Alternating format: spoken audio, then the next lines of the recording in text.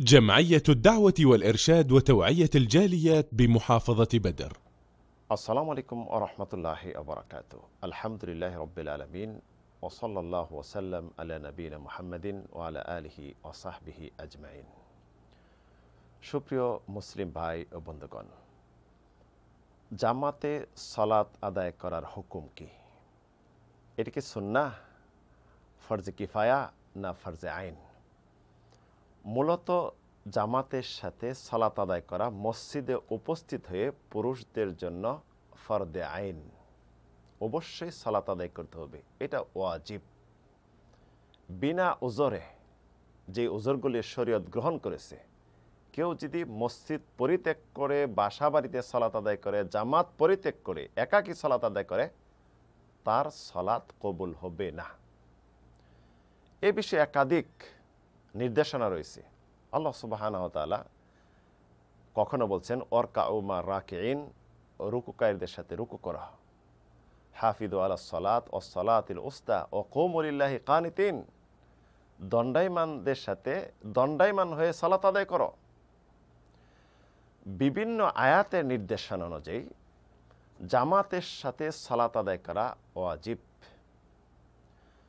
আল্লাহ সুবহানাহু ওয়া তাআলা সূরাতুন নিসার 102 নং আয়াতে যুদ্ধক্ষেত্রে বিপদ মুহূর্তে কখন না প্রাণ নাশ হয়ে যায়, এই অবস্থাতেও বিশ্বনবী সাল্লাল্লাহু আলাইহি সাল্লামকে নির্দেশনা দিয়েছেন যে, হে নবী, তুমি যখন উপস্থিত থাকবে জামাতের সাথে সালাত আদায় করবে, একদল তোমার সাথে দাঁড়াবে, এক রাকাত আদায় করবে, পরবর্তী এই দল পিছনে চলে যাবে, যুদ্ধ ক্ষেত্রে অবস্থান নেবে অস্ত্র নিয়ে, পিছনের দল সামনে এসে আরেক রাকাত আদায় করবে, তথা জামাতে অংশগ্রহণ করবে।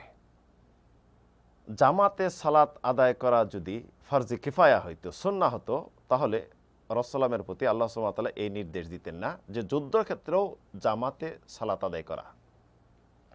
রাসূলের একাধিক হাদিস দ্বারা স্পষ্ট প্রমাণ বহন করে জামাতে সালাত আদায় করা এটা ওয়াজিব।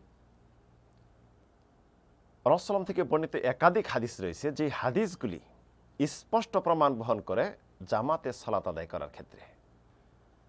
রাসূল জামাত পরিত্যাগকারীদের বিষয়ে শাস্তি প্রয়োগ করতে নির্দেশনা দিয়েছেন এবং নিজের শাস্তি প্রয়োগ করার উদ্যত হয়েছেন।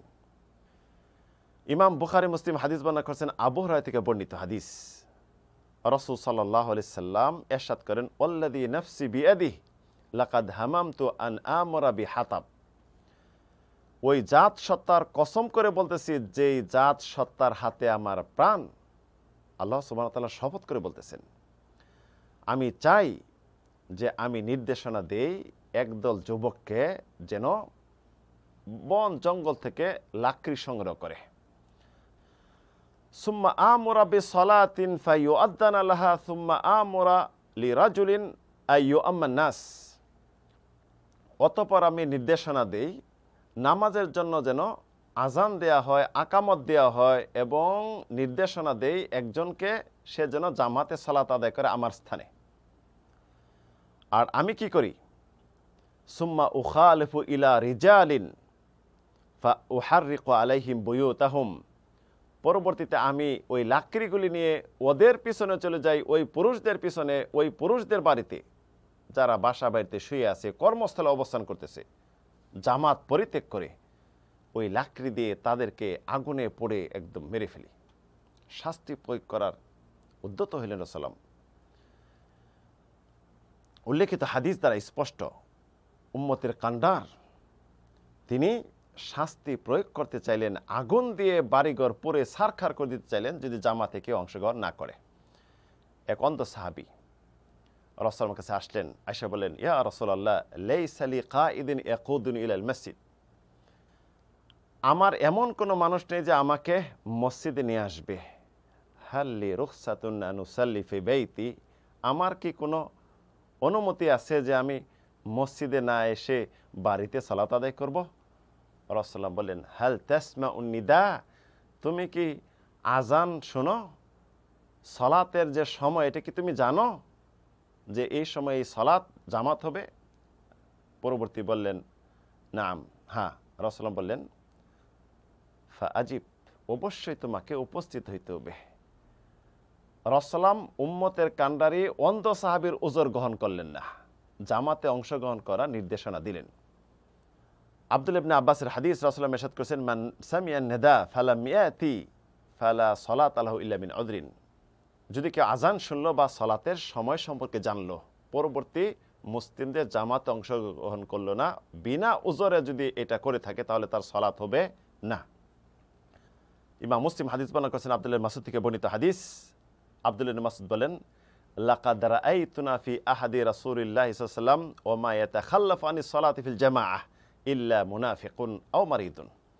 রাসূলুল্লাহর যুগে আমরা দেখতাম মসজিদে সকলেই জামাতে অংশগ্রহণ করত, তবে যারা মুনাফিক এবং যাদের উযর রয়েছে, অসুস্থতা, এছাড়া সকলেই আসত। তাহলে জামাত পরিত্যাগ করে কারা? মুনাফিকরা। জামাত থেকে অনুপস্থিত থাকে কারা? যাদের শরীয়তসম্মত গ্রহণযোগ্য উযর রয়েছে। জামাত পরিত্যাগ করে যারা বাসা বাড়িতে অবস্থান করে তারা মুনাফিক চরিত্রের লোক। স্পষ্ট হলো একজন পুরুষের মসজিদে এসে জামাতে অংশগ্রহণ করা, মুসলিমদের সাথে সালাত আদায় করা জামাতে ফরজে আইন, ওয়াজিব, অবশ্যই সালাত আদায় করতে হবে, অন্যথায় তার সালাত হবে না।